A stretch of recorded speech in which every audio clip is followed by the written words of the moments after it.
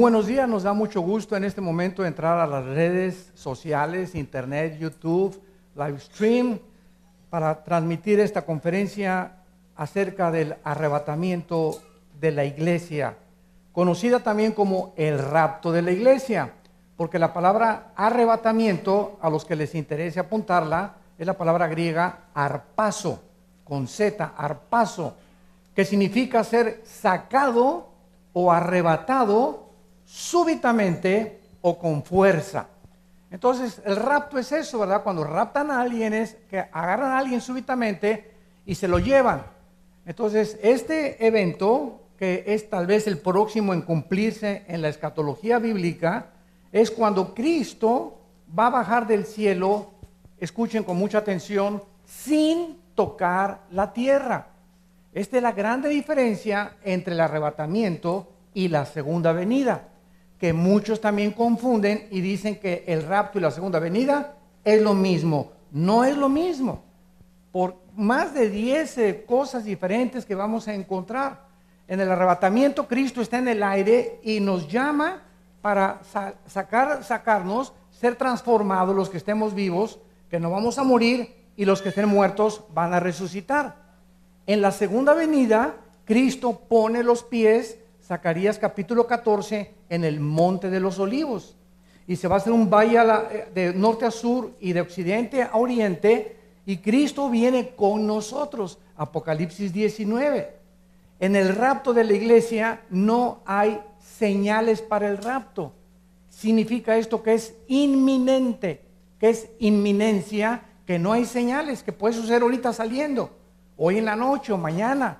La segunda venida, Mateo 24, el sol se oscurecerá, la luna aparecerá como de sangre, las potencias del universo serán conmovidas y todos verán la señal, todos, del Hijo del Hombre viniendo en las nubes. Entonces son dos eventos completamente diferentes. ¿Por qué son diferentes? Porque la iglesia tiene que salir antes de los 7 años de tribulación. ¿Por qué la iglesia no va a pasar los 7 años de tribulación o la semana 70 de Daniel? Porque Dios no ha terminado con Israel. Romanos 9, Romanos 10 y Romanos 11. Dios ahorita puso en la banca a los del Barcelona. Y ya que se vayan a enfrentar al Real Madrid, todos los que estaban en la banca van a entrar al final del partido. Entonces, desde el año 70 después de Cristo hasta nuestros días, Israel fue hecho a un lado. Están en la banca, pero hay una teología que es herética, que se llama la teología del reemplazo, que la iglesia tomó el lugar de Israel, que Dios no tiene nada que ver con Israel y que la iglesia va, gracias a Dios, ya vino el aire, la iglesia va a tomar el lugar de Israel y que además la iglesia va a establecer el reino de Dios en este mundo. Todo esto son herejías, porque la iglesia no va a establecer el reino de Dios, la iglesia va a ser sacada y es Cristo cuando regrese el que establezca el reino milenial prometido en 2 Samuel 7 al rey David y a sus hijos. Entonces todo esto es muy importante dentro de la escatología bíblica, dentro de las profecías bíblicas. Voy demasiado rápido, ¿verdad? Porque algún día estábamos hablando ya con su pastor que vamos a venir a dar un seminario de profecías bíblicas. Todo el sábado, unas 2-3 conferencias el sábado, unas 2 conferencias en la tarde y culminamos el domingo. Así que vamos a orar para poner una fecha y darles a ustedes el panorama de profecías de la Biblia. Muy bien. En Primera de Tesalonicenses capítulo 4, del 13 al 18, Pablo es el único apóstol a quien se le reveló el arrebatamiento de la iglesia.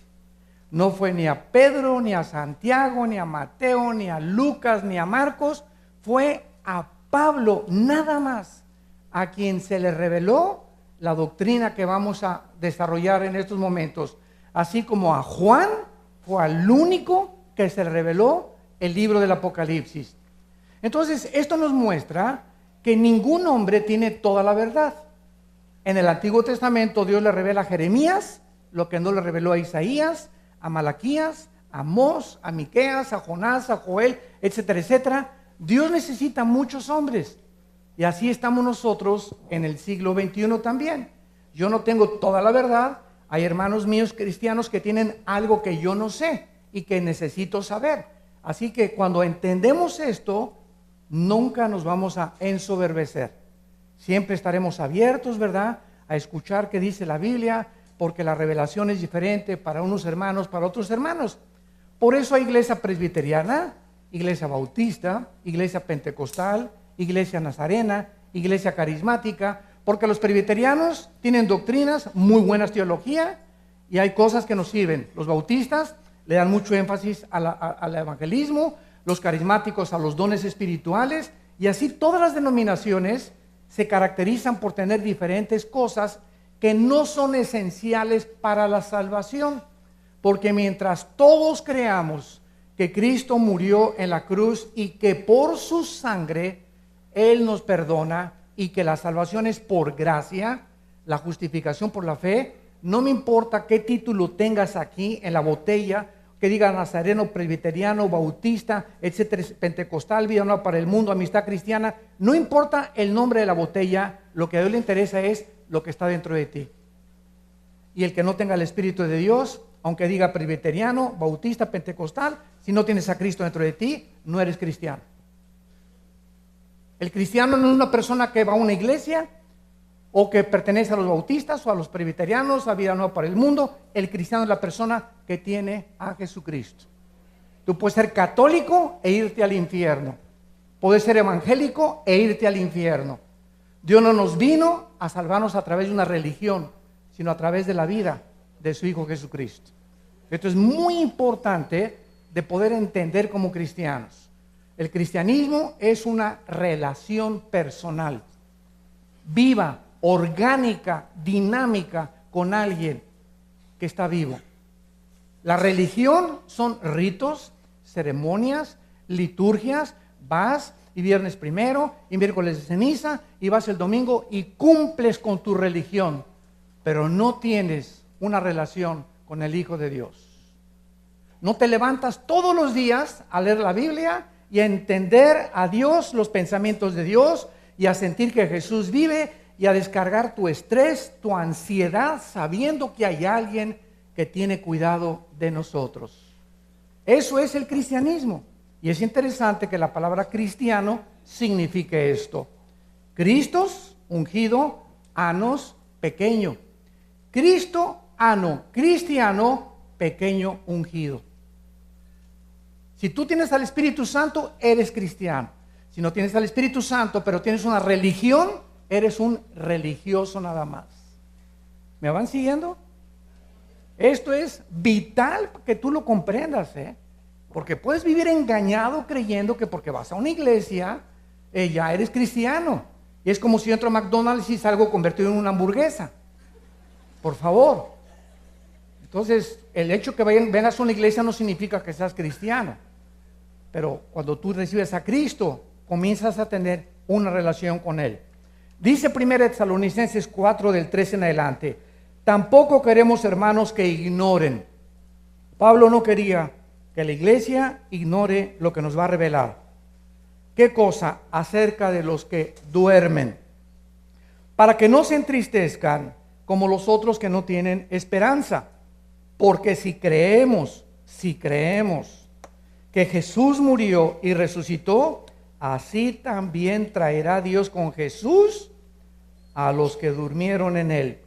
Por lo cual os decimos esto en palabra del Señor, que nosotros que vivimos, que habremos quedado hasta la venida del Señor, no precederemos a los que durmieron, porque el Señor mismo, con voz de mando, con voz de arcángel y con trompeta de Dios, descenderá del cielo, y los muertos en Cristo resucitarán primero. Luego nosotros, los que vivimos, los que hayamos quedado, seremos arrebatados juntamente con ellos en las nubes para recibir al Señor en el aire, y así estaremos siempre con el Señor. Por lo tanto, alentaos unos a otros con estas palabras. Muy bien. Vamos a 1 de Corintios, marquen ahí porque vamos a regresar y vamos a ver otro pasaje similar al que acaba Pablo de revelarnos. Dice 1 Corintios 15, 51 al 53. He aquí, os digo un misterio. No todos dormiremos, pero todos seremos transformados. En un momento, en un abrir y cerrar de ojos, a la final trompeta, porque se tocará la trompeta y los muertos serán resucitados incorruptibles y nosotros seremos transformados, porque es necesario que esto corruptible se vista de incorrupción y esto mortal se vista de inmortalidad. Notamos aquí en Corintios que la doctrina del arrebatamiento de la iglesia era un misterio. La palabra musterión en el griego, que significa algo desconocido o que no ha sido revelado. ¿Por qué? Porque en el Antiguo Testamento esta doctrina no fue dada a conocer. En el Antiguo Testamento se hablaba en Job de la resurrección, en Isaías 26 de la resurrección, pero nunca en el Antiguo Testamento el Espíritu Santo le reveló a ninguno de los profetas que habría una generación de personas que tuvieran a Cristo que no iban a morir. Que no iban a morir. Y que esta generación de personas que no iban a morir iban a ser transformadas en un momento, en un abrir y cerrar de ojos, cuando Jesús viniera en el cielo para llevarlos con él. Entonces, era un misterio y esta doctrina comenzó a destaparse hace 1 siglo y medio aproximadamente. Yo me he encontrado escatólogos.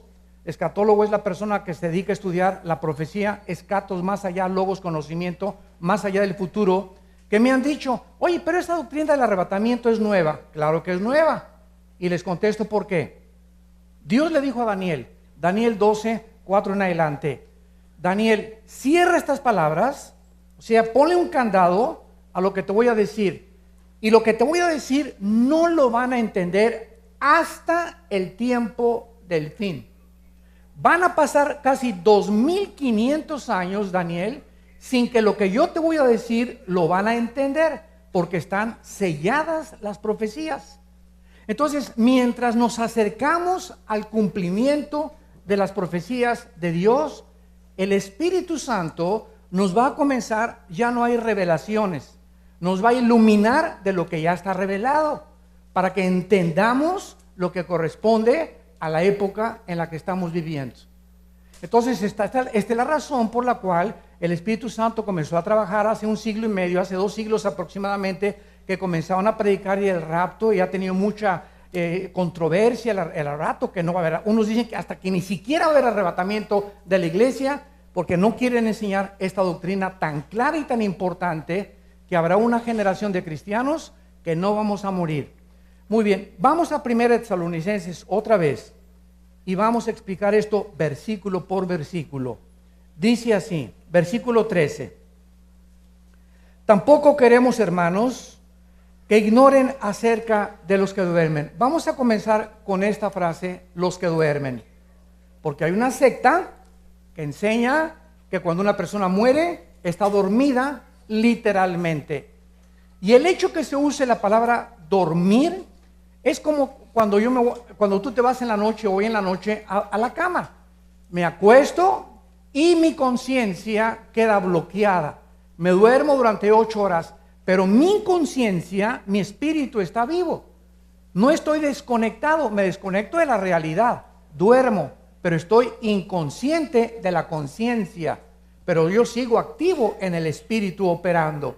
Entonces, la palabra dormir no significa cesar de existir, ni tampoco significa que cuando morimos estamos en un estado inconsciente para ser despertados hasta que venga Jesucristo. Vamos a demostrarlo con las siguientes palabras.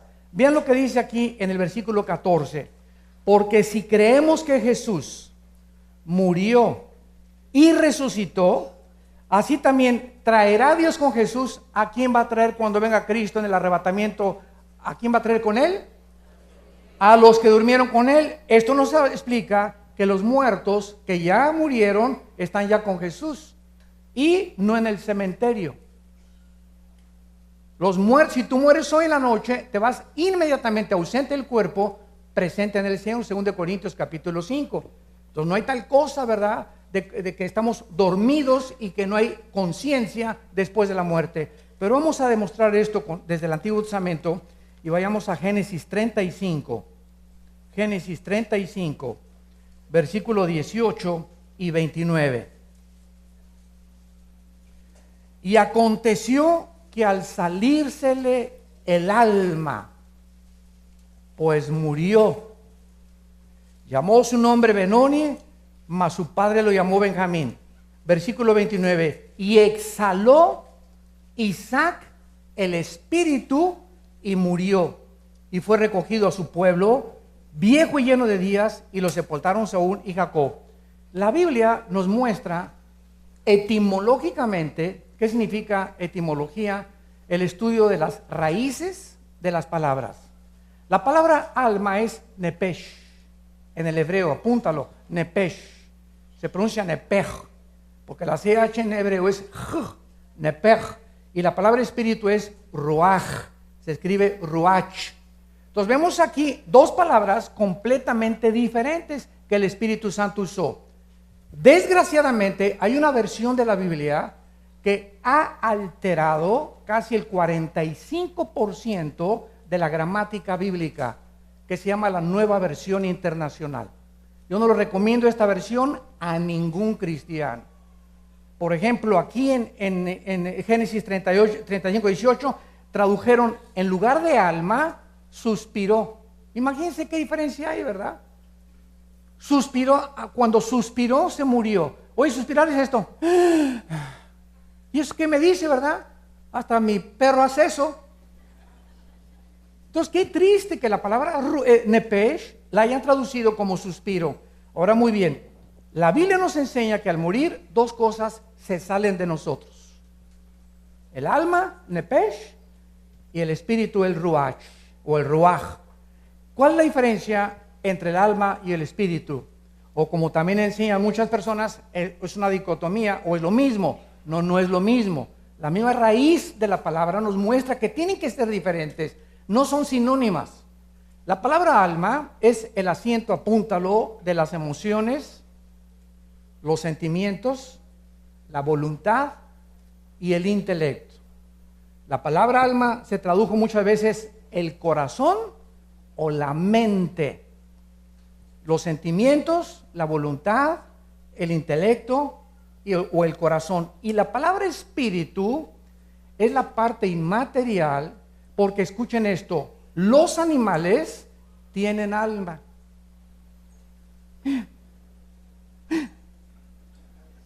Los animales tienen alma. Lo podemos comprobar en el libro del Génesis. Tienen el nepesh. ¿Qué significa? Los perros pueden mover la cola, están tristes, sienten, etcétera, etcétera, pero no tienen lo que tenemos los seres humanos, y es la única diferencia entre nosotros y los animales: el espíritu. El espíritu es la parte inmaterial a través del cual el hombre conoce, adora y sirve a Dios. Juan 4:24, porque Dios es espíritu. Entonces, si tú quieres tener contacto con Dios, no lo puedes tener con tu mente intelectualmente. Por más doctorados que tengas en física, matemáticas, recursos, etcétera, etcétera, ciencias políticas, filosofía, la mente humana choca contra la mente de Dios. Porque para entender a Dios, necesito que su espíritu que inspiró la Biblia me abra el intelecto, me lo expanda y pueda con mi espíritu conectarme con la fuente de la energía, volver a enchufarme con Dios, y a través del espíritu Dios me manda la información a mi alma, a mi mente. Mi mente comienza a renovarse por la información que viene del espíritu y mi cuerpo se convierte en mi siervo. ¿Me van siguiendo? Muy bien, veamos otro ejemplo en Apocalipsis capítulo 6, de que cuando morimos seguimos vivitos y coleando. No hay tal cosa como que estamos inconscientes, como enseña una secta que me reservo su nombre. Dice así, Apocalipsis 6, versículo 9: Cuando abrió el quinto sello, vi bajo el altar las almas de los que habían sido muertos por causa de la palabra de Dios y por el testimonio que tenían. Juan está en el cielo y él está viendo. Pregunta: cuando se fue al cielo Juan y Dios lo sacó para llevárselo al cielo, ¿Juan estaba viendo con sus ojos físicos? No, ¿verdad? Porque dice la Biblia que la carne y la sangre no pueden heredar el reino de Dios. Entonces, el cuerpo de Juan se quedó en la isla de Patmos, donde él estaba exiliado, y Dios lo saca en el espíritu y se lo lleva al cielo, y en la otra dimensión, que es la eternidad, porque Dios habita la eternidad, y donde están las almas ahorita, ya no están en las 4 dimensiones del universo que nos rodea a nosotros. Ahí Dios a Juan le permite ver. ¿Con qué ojos? Con los ojos espirituales. 1 Corintios capítulo 2, cosas que ojos no han visto ni han subido en corazón de hombre, son las que Dios le ha revelado a los que le aman.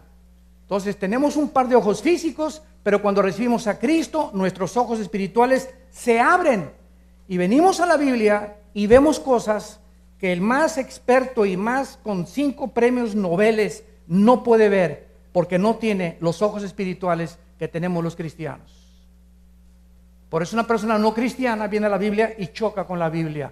No, está llena de contradicciones y pura sangre. Y Dios manda a matar a los cananitas. Y yo no entiendo estas cosas. Y son puras leyendas. Y son puras cosas tonterías. ¿Por qué? Porque no tienen ojos espirituales.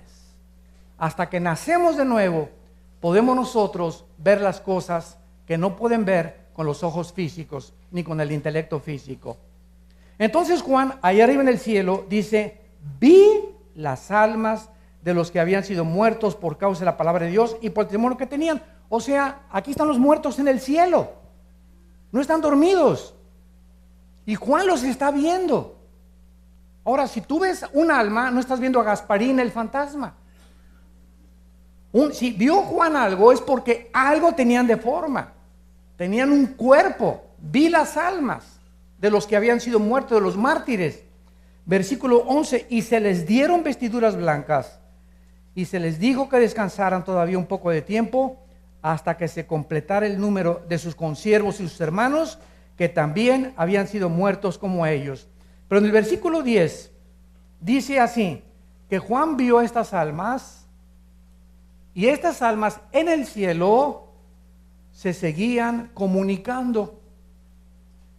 Y la comunicación que oyó Juan era entre estas almas y el Creador del universo. Y clamaban a gran voz: ¿hasta cuándo, Señor, santo y verdadero, no juzgas y vengas nuestra sangre en los que moran en la tierra? Los muertos que están en el cielo tienen ojos, tienen conciencia, tienen un cuerpo, tal vez temporal hasta que vean el cuerpo glorificado, tienen contacto con Dios y están conscientes de lo que pasa aquí en la tierra, los que están en el cielo. Ya que se complete el número de los mártires, descansarán completamente. Ahorita los que han muerto antes que nosotros no están el 100% descansando. Están descansando un ratito nada más en una hamaca en Acapulco, cerca del Princess. Pero no están en Hawái todavía. Ahora, es interesante ver qué es lo que les preocupa a los que están en el cielo ahorita. En otras palabras, los que están en el cielo ahorita están viendo cuántos secuestros, cuánta violencia. Ahora ya se casan hombres con hombres, mujeres con mujeres. Los gobernantes ya perdieron la brújula. Dios mío, veo, o sea, están así y voltean a Dios. Oye Dios, mira nomás el relajo allá abajo en el planeta Tierra. ¿Cuándo se va a acabar tantas guerras y persecuciones y sufrimientos y todo, Señor? Queremos saber, ¿hasta cuándo vas a vindicar la justicia en el mundo? Voltea a Dios y les dice: tranquilino, pino, cocolino, no se me alebresten, quiero que sepan que tiene que venir un tiempo hasta que se complete un grupo de almas que están abajo en la tierra que tienen que morir. Y cuando esas almas mueran, entonces ya vamos a poder establecer el reino milenial y me bajaré con ustedes y los que estén vivos van a resucitar y van a ser transformados y vamos a formar el reino prometido a los profetas y a Abraham, Isaac y a Jacob. Esto es maravilloso porque es la forma en la que Dios nos enseña de una forma sistemática que los muertos no están dormidos. Vuelvo a repetir, como enseña una secta, de que perdemos la conciencia y despertamos hasta que nosotros regresemos con Jesucristo. Ahora, ¿se acuerdan ustedes de Mateo 17, la transfiguración? Cristo agarra a Jacobo, a Juan y a Pedro. Acompáñenme. Y se sube un monte altísimo Cristo. Y de repente Cristo se transfigura, se transforma antes de morir en la cruz.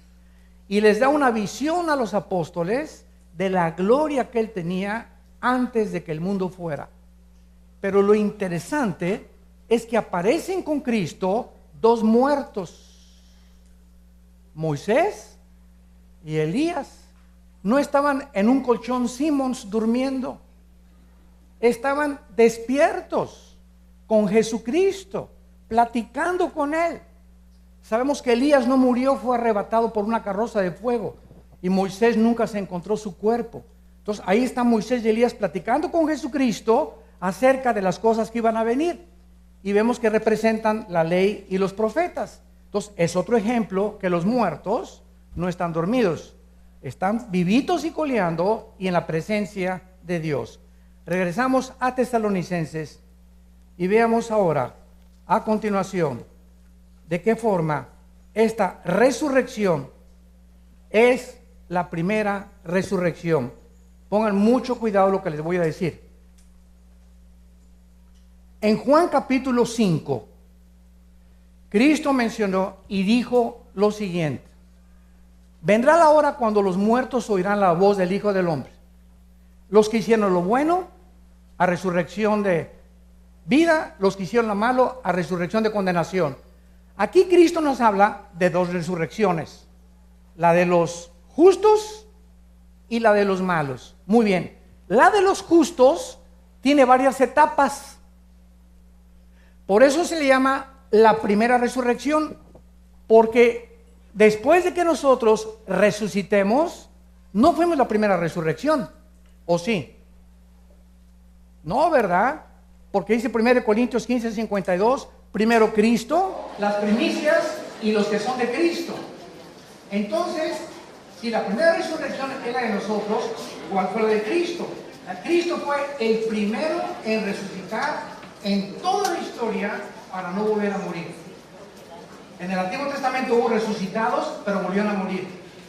Dios resucitó a Lázaro, pero Lázaro volvió a morir. Los apóstoles resucitaron y volvieron a morir muchos que resucitaron. Pero Cristo es el primero, las primicias que acompañaron a Cristo en la resurrección, de los que nunca vamos a volver a morir. Después seguimos nosotros. Pero ahora lo que dice el versículo 14 de primera de Tesalonicenses 4. Si creemos que Jesús murió y resucitó, traerá Dios con Jesús a los que durmieron. Vean esto por favor con Lucas. Los que morimos en Él. O sea, el arrebatamiento involucrará nada más a los muertos de Pentecostés a nuestros días.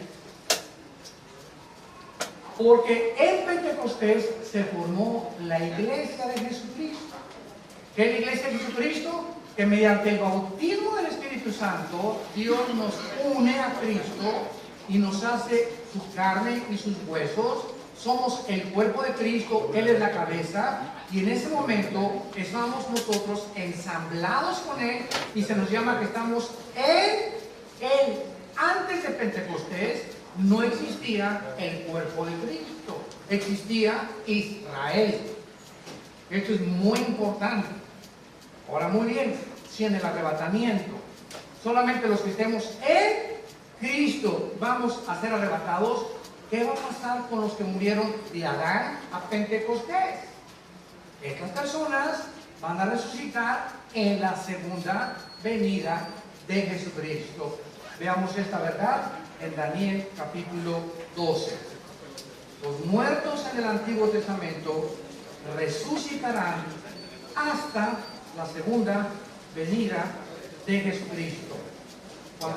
Cuando el Espíritu iluminó a estos ángeles para revelarle a Daniel estas verdades, lo dice con mucha claridad. Dice Daniel 12, en aquel tiempo, está hablando de la gran tribulación. Ya no estamos nosotros aquí.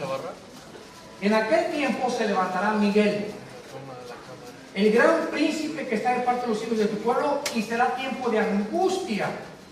Este tiempo de angustia no es la angustia que pasaste ayer con tu suegra, ni lo que estamos atravesando ahorita en el mundo. Este es el tiempo de la angustia como nunca, dice Mateo 24, el mundo lo ha atravesado. La gran tribulación. Y dice, cual nunca fue desde que hubo gente hasta entonces. Por eso sabemos que es la gran tribulación. Pero en aquel tiempo, o sea, en ese tiempo de angustia, será libertado tu pueblo. Todos los que se hayan escrito en el libro, y muchos de los que duermen en el polvo de la tierra, serán despertados, o sea, resucitados, unos para vida eterna, otros para vergüenza y confusión perpetua. Vemos nosotros entonces que todos los santos del Antiguo Testamento serán despertados cuando Jesucristo venga después de la grande tribulación. Entonces vamos a seguir el orden. Primero Cristo en resucitar. Después sigue el arrebatamiento de la iglesia, que somos nosotros. Después de nosotros, Apocalipsis 7, una gran multitud que va a salir de la tribulación. Después, la cuarta resurrección, los dos testigos, Apocalipsis 11, que van a ser resucitados en Jerusalén. Después, los mártires de la tribulación, número 5, llevamos 5 resurrecciones. Después, los santos del Antiguo Testamento. Y finalmente, el mensaje de ayer en el desayuno, la resurrección de los malvados, que es el juicio del gran trono blanco. Hay 8 resurrecciones. Y estas 8 forman parte de lo que se llama la primera resurrección, que es la de los santos, y solamente va a haber una, la de los malvados, que se presentarán delante de Dios para ser lanzados al lago de fuego, que fue el tema del desayuno ayer en la mañana. Ahora regresamos a Tesalonicenses 4 otra vez y veamos la doctrina del arrebatamiento de la iglesia, porque el Señor mismo descenderá del cielo. El mismo Cristo que ascendió enfrente de los discípulos, Hechos 1, bajará personalmente, físicamente, del tercer cielo, del cielo atmosférico, para presentarse ahí en medio de sus ángeles y llamarnos, como lo vamos a ver, al sonido de una trompeta. En segundo lugar, con voz de mando. Esta palabra es usada como orden militar. Cuando un sargento le dice a un soldado, ¡firmes!, no le está diciendo, por favor, ponte firmes, Pancho, ¿verdad? ¡Firmes! ¿Por qué? Le está ordenando, no le está pidiendo, le está ordenando, no le está diciendo, Panchín, ya te dije 3 veces que te pongas firmes, ¿eh? ¿Se imaginan ustedes? Se perdería completamente la disciplina, ¿no? Entonces, esta forma enfática de decir algo es la misma voz que Dios usó para resucitar a Lázaro de los muertos. Lázaro muere y tenía 3 días que la circulación de la sangre ya había cesado. Ya las neuronas cerebrales, dicen los médicos, que media hora sin oxígeno el cerebro muere. Y si resucitas o vuelves en sí, te vuelves loco con problemas mentales gravísimos por la falta de oxígeno. Lázaro tenía 3 días. Los muertos a las 5 o 6 horas, yo he tenido contacto con cantidad de muertos, se ponen fríos. Casi todos abren la boca así y después comienzan a poner morados, ¿verdad? Y comienza el deterioro celular del cuerpo inmediatamente. Entonces, Lázaro está muerto en la tumba, su espíritu se sale de Lázaro, y el espíritu, quién sabe, la Biblia no nos dice dónde andaba, pero cuando Jesús dice, Lázaro, ven fuera, le estaba hablando a el espíritu. El espíritu, dice Santiago, que no, el cuerpo no puede vivir sin el espíritu, porque es el espíritu el que le da vida a nuestro cuerpo. Entonces, el espíritu de Lázaro regresa a Lázaro, se mete en el cuerpo de Lázaro y comienza a reintegrar comienza a transformar, a rehabilitar completamente el sistema nervioso, la sangre, todo, y Lázaro sale otra vez con un cuerpo como el antes de que fuera enterrado. Es la misma voz que Dios usará y que solo nosotros vamos a oír en el cielo. Vengan a mí. Nadie lo va a oír y de repente vamos a oír una voz como de trompetas o como de truenos de relámpagos y de como si fuera un grande mare magnum ahí en el universo, y solamente nosotros lo vamos a oír. De repente en meses de segundos, mi esposo, viejo, ¿dónde andas? Qué bueno que ya no lo encuentro. Muchos van a decir eso, ¿verdad? O al revés, ¿verdad? Mi vieja, ¿dónde andas? Qué bueno, ojalá que ya se haya ido. Estarán dos en el campo, uno será tomado, otro será dejado. Aviones van a chocar en el aire porque los pilotos desaparecieron. Habrá una congestión en las carreteras porque los choferes desaparecieron. Todos los niños en los cuneros van a desaparecer en el mundo entero porque todos los niños son de Dios, ¿verdad? Va a haber una confusión de los noticieros de televisión, en el radio. Millones de personas desaparecieron del mundo y van a comenzar a preguntarse todos los políticos, tu padrino Walter Mercado, todos los astrólogos, ¿verdad? ¿Dónde estarán? ¿Dónde estarán? ¿Qué fue lo que les pasó? Ya saben ustedes la respuesta y qué es lo que el mundo va a contestar. Se los llevaron los ovnis. ¿Saben ustedes? Fíjense ustedes, los que son cristianos y tienen discernimiento. La aparición de los ovnis comenzó en 1948, cuando Israel regresó a su tierra. No es coincidencia. ¿Por qué? Porque desde 1948 comenzó la cuenta regresiva de Dios. Tenía Israel que regresar a su tierra para que las demás profecías se pudieran cumplir.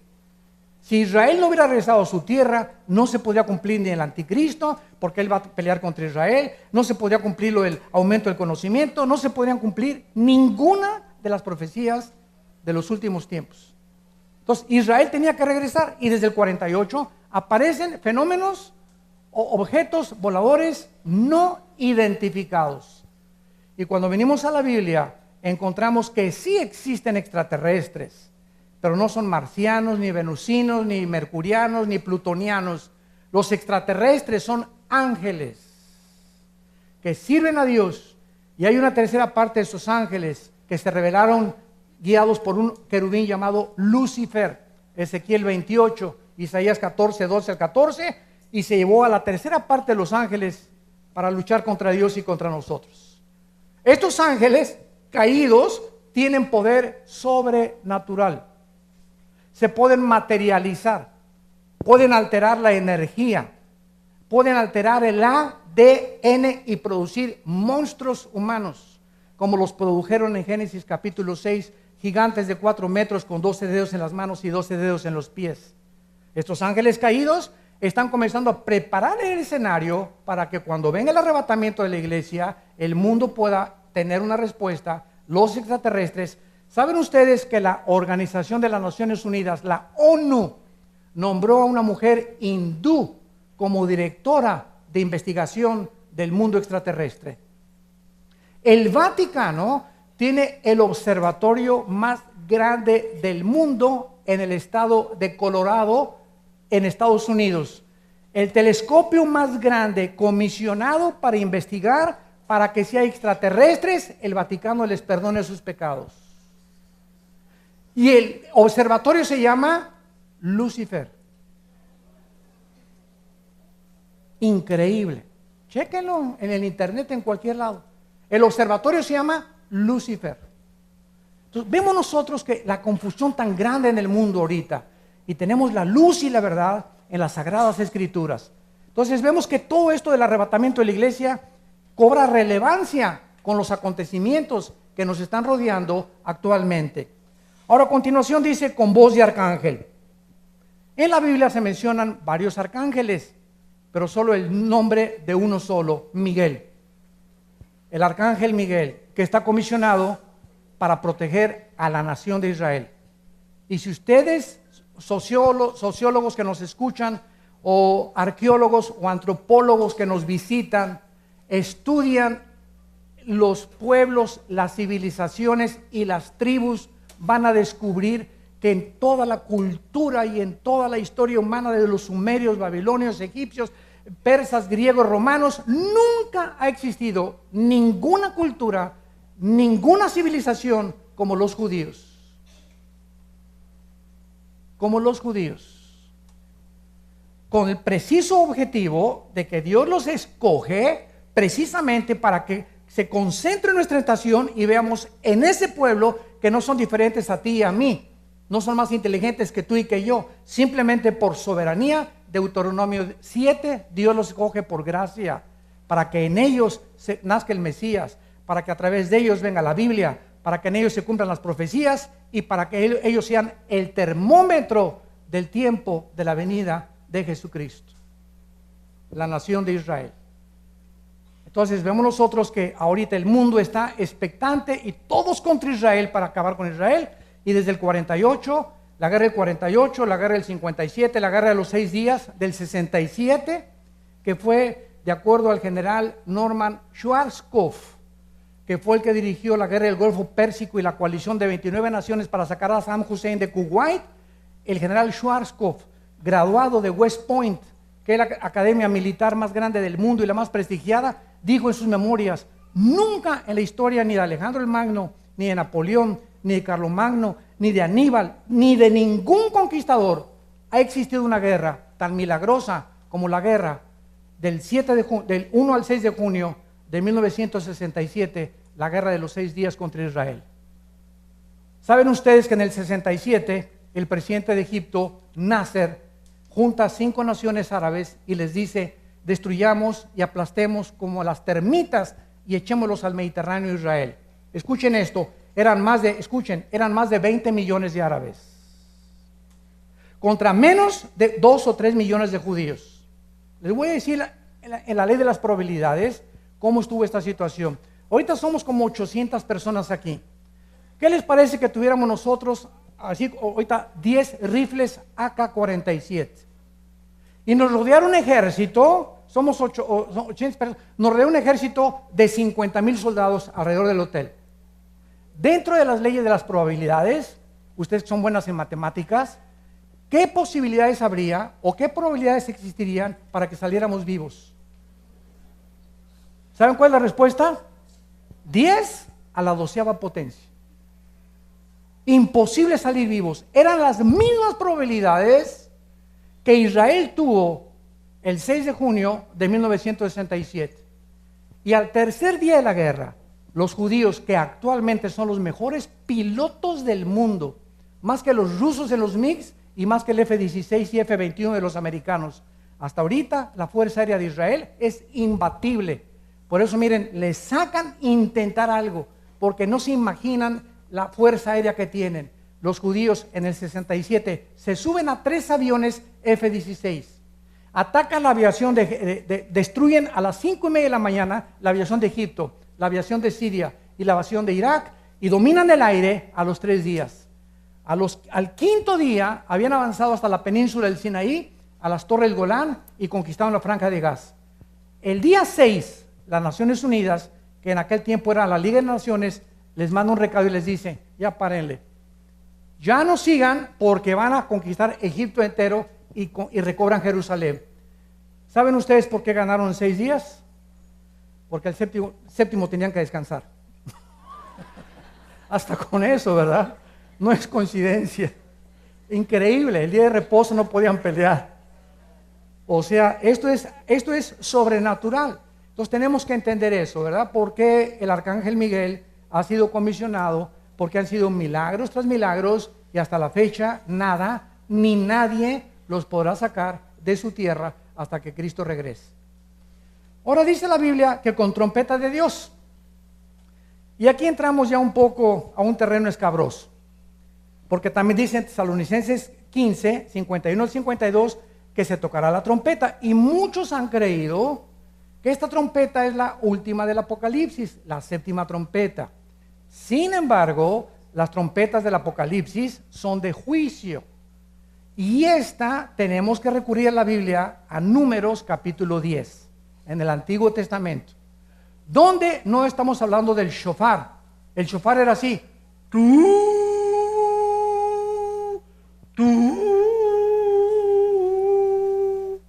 Así se tocaba el shofar, que era un cuerno de carnero. Y las trompetas es... Es muy diferente el sonido. Entonces, en Números, y aquí se usan trompetas de plata, no el shofar. Esto es muy importante. En Números 10, Dios le dijo a Moisés, cuando quieras reunir al campamento, toca la trompeta. Y el pueblo va a oír, que significa, reúnanse, vengan rápido aquí al tabernáculo, reúnanse alrededor, porque les vamos a dar órdenes. Y había otra orden que para cuando los enemigos los atacaban.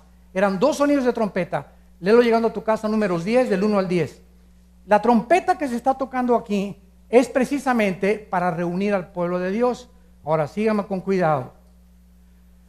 ¿Cuántas fiestas tienen los judíos? Ya se lo estoy diciendo. ¿Qué pasó? ¿No que ojos espirituales? Tus ojos físicos nomás vieron así, ¿verdad? Las manos. Pero los que tienen ojos espirituales vieron 7, 7, 7. Muy bien. Israel tenía 7 fiestas. Ahora, escuchen esto. Las fiestas no eran de Israel, eran de Jehová. Que Dios le dio a Israel para que las celebraran, pero eran fiestas de Dios. Eran fiestas de Jehová. Ahora, era Pascua, los primeros frutos, los panes sin levadura y Pentecostés, ¿verdad? ¿Y cuántas fiestas faltan? Faltan 3 fiestas. Ahora, Cristo cumplió 4 fiestas. La última fue Pentecostés. ¿Cuántas fiestas faltan? Faltan 3. Las primeras 4 se cumplen en la primavera, abril, o más o menos marzo y abril. Y las otras se cumplen en septiembre y octubre, que son Rosh Hashanah, las trompetas. Después viene la expiación, Yom Kippur, y los tabernáculos la vamos a celebrar cuando Él venga en el milenio. Ahora, si Cristo cumplió las 4 fiestas, Él tiene que cumplir forzosamente, porque son de Él, las 3 que faltan. La próxima es la de las trompetas. Entonces, de acuerdo a la cronología bíblica, escatológicamente hablando, la fiesta de las trompetas se tiene que llevar a cabo. Y se va a llevar a cabo cuando Cristo venga. Yo hace 1 año, 2 años, en un congreso de profecía, compartí esto. Cristo viene en septiembre, pero me lo tomaron a mal. Me dijeron, no, es que el hermano Dussin dijo que venía en el 2015 de septiembre. Yo no dije el 2015. Yo estaba en el 2015, pero yo no estaba diciendo que dije en septiembre, queriendo decir que puede ser en cualquier mes de cualquier año, porque el día y la hora nadie la sabe. Pero podemos saber más o menos cuando los cielos se llenan de reboles y de nubes, que va a llover. Así Cristo criticó a los fariseos. Ustedes tienen que entender las señales de los tiempos. El día y la hora nadie la sabe. Y tengan cuidado cuando alguien diga, Cristo viene el 15 de septiembre, o el 20 de septiembre, o en julio. Tengan cuidado, son falsos profetas. Nadie puede predecir el día ni la hora en que Cristo va a venir. Tal vez venga a cumplir la fiesta de las trompetas. Yo personalmente, en mi opinión personal, creo que el arrebatamiento, si tiene lugar, va a tomar lugar en el mes de septiembre. No sé el día, el 5, el 6, el 8, no sé qué, pero yo creo que tiene que cumplirse el arrebatamiento en la fiesta de las trompetas. A lo mejor me equivoco, no lo sé, es mi opinión particular. Entonces, esto es interesante porque mientras más nos acercamos, estudiamos más y más de qué forma el Espíritu Santo nos revela la profecía de Dios. Ahora dice la Biblia que cuando Cristo venga, descenderá del cielo, resucitaremos, y la pregunta es la siguiente: ¿cómo van a ser nuestros cuerpos? ¿Me parecería a John Travolta? ¿O a Madonna? ¿O a Miss Venezuela? Los que tengan 20 años, los que mueran de 70 años tendrán 50, 30 o tendrán 25 años. ¿No se han preguntado eso? ¿Verdad? Y ¿sabes una cosa? Que tenemos muchas respuestas en la Biblia que vamos a contestar y muchos de ustedes se van a sorprender. ¿Quieren saber cómo va a ser nuestro cuerpo? Vamos a comenzar en Filipenses capítulo 3. Y esta es la última parte de este estudio. Filipenses capítulo 3, versículo 20 y 21. Quiero antes preguntarles algo. ¿Están aprendiendo algo? Más les vale. Con tanto calor, ¿verdad? Mas nuestra ciudadanía, Filipenses 3, 20 y 21. Nuestra ciudadanía está en los cielos, donde también esperamos al Salvador, al Señor Jesucristo, el cual, ahí está, transformará, esta palabra metaschematizo en el griego, metaschematizo significa cambiará de forma, el cual transformará el cuerpo de la humillación nuestra para que sea semejante al cuerpo de Tom Cruise. Eso dice de Rambo. Nuestro cuerpo va a ser exactamente igual con las características del cuerpo con el cual Cristo resucitó a los 3 días. Igual, semejante al cuerpo con el cual Cristo resucitó. Muy bien, vamos por orden. ¿Qué características tenía el cuerpo de Cristo cuando Él resucitó? Número 1, Juan 19, 34. Cuando el apóstol Juan se acerca a la cruz y el centurión romano, para asegurarse de que Cristo estaba muerto, porque los romanos, soldados, tenían la orden de que no podía ningún crucificado bajarlo vivo. Entonces, por si, como decimos en México, por si las flies, por si las moscas, decían los romanos, este no está muerto, agarraban un garrote y le rompían los meniscos de las rodillas, de las piernas, para que el cuerpo se cayera sobre el diafragma y si no estaban muertos, murieran asfixiados. Y con eso garantizaban al César y al gobierno romano de que el que bajaron de la cruz estaba completamente muerto. Por un milagro, porque estaba escrito en el Antiguo Testamento que a Cristo no le iban a romper las piernas. En el libro del Éxodo se profetizó. Entonces el centurión romano, encargado de todos los que estaban alrededor de la cruz y de la muerte de Cristo, él era el responsable del centurión. Entonces él estuvo tan cerca de Cristo, y estoy seguro que es el centurión de Hechos capítulo 10, que se convierte después con Pedro, que era un hombre piadoso y comenzó a dar ofrendas a Dios.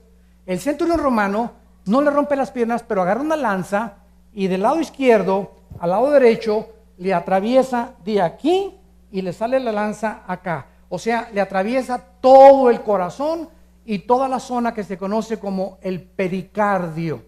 Los cardiólogos te pueden decir que el pericardio es una capa que envuelve el corazón. Entonces, al atravesarle la lanza y sacarla, se acerca Juan, en Juan 19, 34, y Juan escribe, el apóstol Juan, que vio salir de la herida de Cristo, de la lanza, una gota de sangre mezclada con agua. Y de acuerdo a la cardiología del siglo XX, cuando la sangre se mezcla con el agua, es precisamente porque el pericardio ha sido completamente destrozado. Si yo les preguntara a ustedes, ¿cuántos de ustedes me pueden responder cuáles fueron las causas clínicas de que murió Cristo o médicamente hablando? ¿Qué me responderías? Si me dices por asfixia, no murió por asfixia. Si me dices que por desangramiento, tampoco murió por desangramiento, porque la Biblia dice qué fue lo que le causó la muerte física a Cristo en el Salmo 22. 1000 años antes, damas y caballeros, 1000 años antes de que Cristo muriera, el rey David escribió: Dios mío, ¿por qué me has desamparado? Echaron ropa, jugaron suertes con mis ropas, me están rodeando como toros de Bazán. Y David escribe: y mi corazón fue como la cera. En otras palabras, lo que ocasionó la muerte de Cristo fue que a las 3 de la tarde, de las 12 a las 3, lo crucificaron a las 12, a las 3 de 12 a 3, el sol se oscurece y el Padre no le permite a ningún ser humano ver en esas tinieblas qué pasó entre el Padre y entre el Hijo. Las tinieblas cubrieron el mundo. Y fue un misterio esas 3 horas. Algo pasaba ahí en la cruz entre el Padre y el Hijo. Pero Cristo grita, Lama, lama sabactame, ¿por qué me has abandonado, Señor? Y fue en ese preciso momento donde tus pecados y mis pecados son puestos en Él. Y en el momento en que Dios castiga a su Hijo, la ira que tú merecías recibir y la ira que yo merecía recibir, el Hijo la recibe en nuestro lugar. Eso se llama la propiciación, Romanos 3. En ese momento Cristo se hace el santo culpable por nosotros. Y recibe en ese momento tus pecados y mis pecados, y lo que le quitan la vida a Jesucristo es el pecado. Porque la paga del pecado es la muerte. Romanos 6:23. Cristo muere de dolor del corazón. De dolor. No fue tan grande el dolor de haber sido separado de su Padre. En ese momento que ese dolor le quita la vida. Él no podía llevar el pecado. Por nosotros se hizo pecado. Él no pecó. Se hizo pecado en tu lugar y en mi lugar para que tú y yo tuviéramos la vida eterna. Así que nuestro cuerpo resucitado será sin sangre. Número 2, Lucas 24. Ya no habrá circulación de sangre cuando resucitemos. Ahorita la sangre es la vida del cuerpo, ¿verdad? Pero cuando resucitemos será un cuerpo sin sangre. Número 2, vamos a comer. No sé si pescado al mojo de ajo, a la plancha, o agua allá de Barra Vieja de Beto Godoy, ¿verdad? Pero vamos a comer. Y cuando Cristo resucitó con el cuerpo glorificado, en Lucas 24, en el camino de Emaús, les pidió de comer y le dieron pescado y miel. Así que vamos a tener no sé qué tipo de intestinos, ni tampoco qué clase de estómagos, pero será algo que funcione sin sangre. Podremos seguir comiendo y bebiendo. En Isaías 65 y 66 dice que vamos a comer frutas y legumbres nada más. Vamos a regresar a la dieta vegetariana del huerto del Edén. ¿Por qué? Porque ya no se van a matar a ninguno de los animales. El león morará con el cordero, la víbora jugará con el niño y ya no habrá más maldad en mi santo monte. Número 3, sin sangre podemos comer. Y número 3, cuando Cristo resucitó, se juntaron los apóstoles y estaban todos reunidos en una casa. Y en ese momento Tommy Boy, dijo, oye Tommy, le dijeron, ¿qué crees que resucitó el Señor? Ya fue María a la tumba y la ropa estaba completamente así doblada y no estaba el cuerpo de Cristo. Si se lo hubieran robado, se lo hubieran llevado, ¿verdad? O hubieran aventado ahí, pero estaba dobladita así en orden.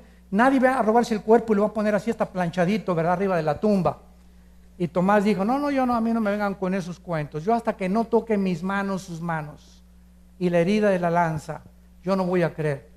Entonces, estaban ahí los apóstoles cuando Cristo atraviesa la pared. Y cuando le habla a Tomás, Tomás se acerca y le dice Cristo, come here, Tommy Boy, ven para acá. Pon tu mano en mi mano. Vean esto con mucho cuidado. Cuando Tomás toca las manos de Cristo, no las atraviesa. No era un espíritu, tocó algo sólido. Tocó algo sólido. Y cuando Cristo le dijo, pon tu mano aquí, y Tomás tocó la herida, tocó algo sólido. ¿De qué nos habla esto? Que nuestros nuevos cuerpos van a poder materializarse y desmaterializarse a voluntad. Al mismo tiempo que el cuerpo de Cristo era sólido, su composición molecular atravesó la pared. Yo ahorita si cierro mi mano y le hago hacia el púlpito, me estrello contra el púlpito, porque los átomos que componen la materia de este acrílico son más gruesos que los átomos que componen mi mano. Pero el cuerpo nuevo que vamos a tener se va a poder atravesar la materia y nos vamos a poder desmaterializar. Ahorita los ángeles tienen esos cuerpos. Por eso los ángeles pueden aparecerse de repente con forma humana y desaparecer, porque tienen esa característica. Y finalmente, nuestros nuevos cuerpos serán no sujetos a las leyes físicas del universo en que vivimos. Hechos 1, del 6 al 11. Ya Cristo se despide de los discípulos. Ya me voy. Y de repente Cristo, ¿qué comienza a hacer? Comienza a vencer la ley de la gravedad. El cuerpo resucitado de Cristo se comienza a elevar. La fuerza de la gravedad que rige ahorita el planeta no opera en el cuerpo de Cristo, comienza a volar. Y comienza a elevarse Cristo y a ser sacado del mundo, y los ángeles se aparecen y le dicen a los apóstoles, ¿por qué están viendo a aquel que se va? Así como se va, así va a regresar. Físicamente, tal vez en nuestra época. Entonces, estas son las características del cuerpo que nosotros tendremos. Yo me preguntaba hace algún tiempo, ¿cómo será nuestro cuerpo cuando Jesucristo regrese de 40 años? Fue la primera pregunta que les hice y sentí que Dios me decía, ¿a qué edad murió Cristo? A los 33. Pregunta, piensen bien lo que van a contestar. Si Cristo hubiera seguido viviendo, su cuerpo se hubiera descompuesto y hubiera tenido que morir. Ah, ¿verdad? Dice mi compadre, échame ese trompo a la uña. Si Cristo hubiera seguido viviendo, se hubiera descompuesto molecularmente o celularmente y hubiera tenido que morir como tú y como yo. No, la respuesta es no.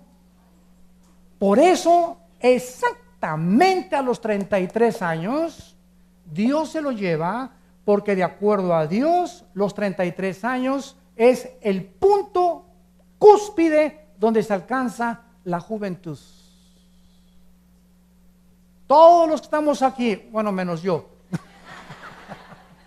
que ya pasamos de los 33, de los 33 comenzamos a bajar a una velocidad impresionante de descomposición celular. Comienzan a fallar los ojos, la vista, el hígado, el estómago. Por eso, dichosos y felices los jóvenes que hacen ejercicio y que se mantienen después de los 30, y las señoras también de los 40 años haciendo ejercicio y bebiendo mucha agua, porque es la única forma de llegar a los 70, 80 con fibra como los toros de Bazán y dando fruto como las palmeras y como los cedros del Líbano. Es la única forma de mantenerte con vigor y con energía después de los 40, 50 años de edad. Entonces yo pienso que si Cristo muere a los 33 años, todos nosotros cuando muramos vamos a tener o 33 máximo, ninguno se va a tener cara de doña Clotilde, ni viejito, ¿verdad? Ni cloaca, vamos a tener cara de jóvenes todos, ¿verdad? Ya sin orejas de papalote como algunos la tenemos, ¿verdad? O nariz de perico, de cotorro, o ¿verdad? Vamos a tener cuerpos perfectos. Y la última pregunta es, ¿habrá reproducción sexual? ¿Seguiremos teniendo hijos e hijas? No, hermano, porque Cristo dijo que en el cielo seríamos como los ángeles, que no nos íbamos a casar. Fíjate lo que otra vez esa pregunta. En el cielo los ángeles no se casan, pero aquí abajo sí nos casamos. ¿Por qué nos tenemos que casar aquí en la tierra? Porque necesitamos un juez por lo civil que garantice que le voy a ser fiel y que si le pongo los cuernos a mi esposa, ella vaya a la ley y me obligue a darle el mantenimiento a mi esposa y a mis hijos que abandoné. Pero en el milenio no va a haber un juez, no nos vamos a casar. Pero si leen Isaías 66, donde se describe la vida del milenio, dice, y no darán luz para maldición. En el milenio seguiremos reproduciéndonos. Si no fuera así, ¿para qué siguen los sexos en el milenio? Que nomás como los chinitos nomás milando. ¿Verdad, mi amor? Ahora, ¿quién te va a tocar? No sé. Esto es una opinión personal. Muchas, no, que el rey David, papucho de papuchos, el rey David, ¿verdad? Pues yo, la princesa de Shiva, ¿verdad? Que la reina de Saba, etcétera, etcétera. No sabemos, ¿verdad? Y esa especulación. Pero lo único que yo sé es lo siguiente. Como dice la Biblia, Salmo 112, versículo 2, que la generación nuestra será bendita. Todas las familias, es mi opinión personal, basado en esto, de que todas las familias que aquí en la tierra, si una pareja se amaron, por ejemplo, ahorita, un ejemplo, el doctor Billy Graham, que tiene 97 años. Todos los días le da gracias a Dios de reunirse algún día con su esposa, que ha sido el evangelista que más millones de almas ha ganado en toda la historia de la iglesia, y que se amaron entrañablemente. Y muchos hombres que yo conozco de Dios no se vuelven a casar, siempre con la esperanza, quiero reunirme otra vez con mi esposa.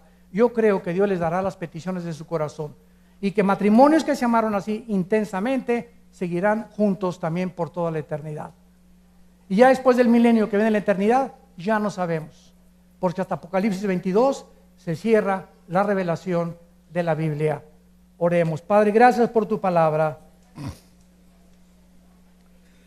Gracias por todos los misterios escondidos que tú te has placido revelarnos a través de las Sagradas Escrituras, y de saber que la bienaventurada esperanza y manifestación gloriosa de Jesucristo la anhelamos con todo el corazón, echando toda nuestra ansiedad sobre Él, porque Él tiene cuidado de nosotros.